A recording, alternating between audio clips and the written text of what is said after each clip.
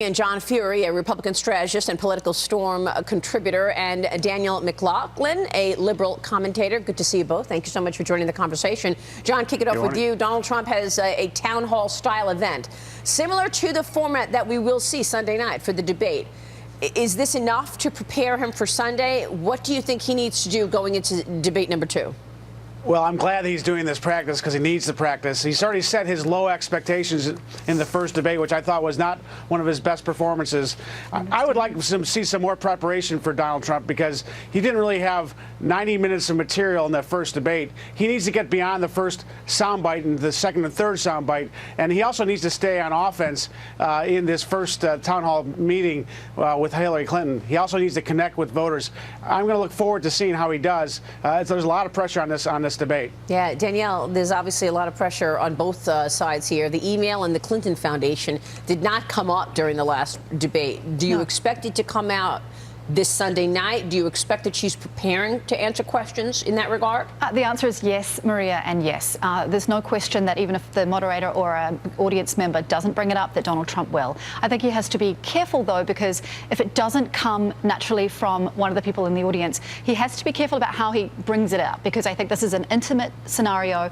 He's going to have to answer the questions that are posed to him rather than use talking points. And so one way or another, it'll probably come up, but he just has to be careful about not too many pivots and talking points. I guess it's good that he's doing this town hall event in preparation. That's the way that the debate will be Sunday night, Dagan, but that can't be the only thing he's doing, right, in terms of preparing for this. What do you think?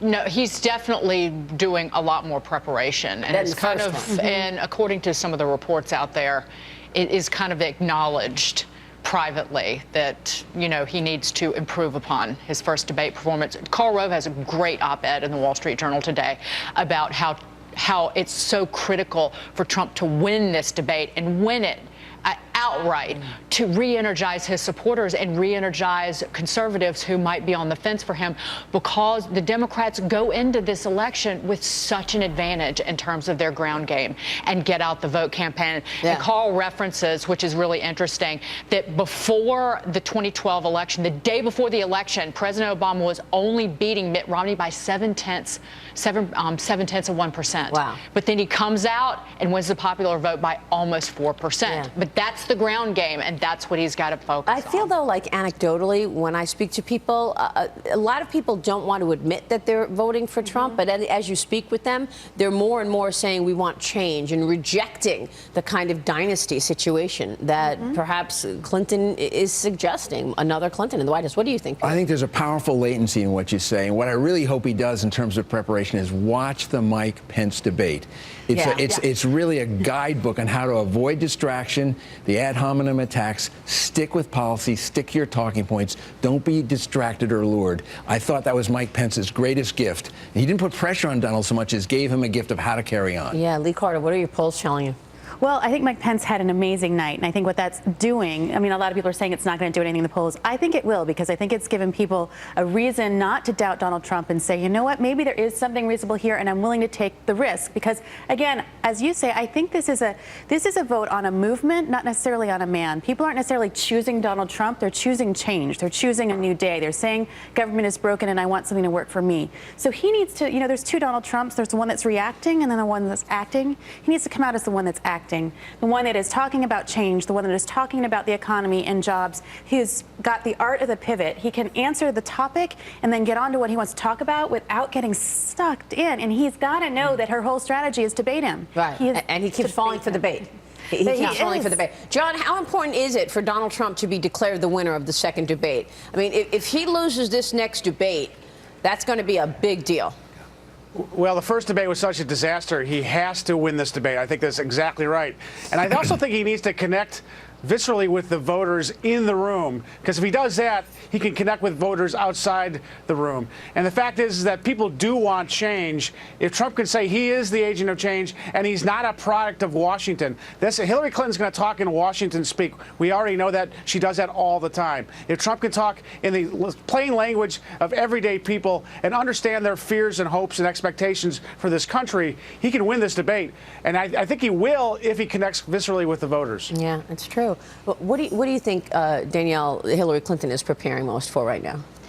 I think she's preparing not to be a wonk. She knows so much. Yeah. And I think that she also needs to connect on a really human level. She's been criticised for not being authentic. I think she needs to really reach out and connect with people in the audience so that people at home can see the Hillary Clinton as opposed to the Hillary Clinton. I'll add one thing, watching a lot of the tape of her on the campaign trail in the past week since the last debate.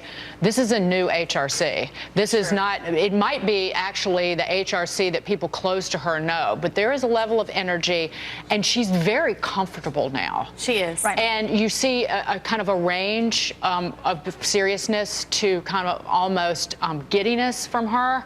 And that really goes a long way, because that's one of her critical problems with voters. Right. Is Right. people Right. really don't like her or connect with her. Going into that debate, people were saying she needs to show warmth. Yes. She needs to be human. Right. And Right. you're right, after There's the something victory. different. Yeah. One of the And things she's she's doing much done better is, fun. for the first time in a long time, there is humor in what she says. Yep. When she has kind of a wry say, I think I did all right. Yeah. That warms herself to people, and people will react to that. And I think and the other thing that she's done, which Donald Trump hasn't yet done, she's taken some responsibility. She's apologized. She said, I'm not a natural politician. I like to get to work. I'm the hardest worker that you'll find. So she has some self-awareness. She is demonstrating, I think, a little bit of self-deprecation, which is something that people connect with. Yeah. To your earlier point, Dagan, you know, Dems do have a big advantage in the Electoral College. We have this blue wall. This is going to be something that Trump has to move the needle on. These very latest swing states show him dipping in North Carolina, in Florida, and Pennsylvania. This is a really, really important night for him. Yeah, it sure is. All right, we will be watching, that's for sure, and we'll have live coverage. John Ferry and Danielle McLaughlin, thank you so much. We appreciate your insights.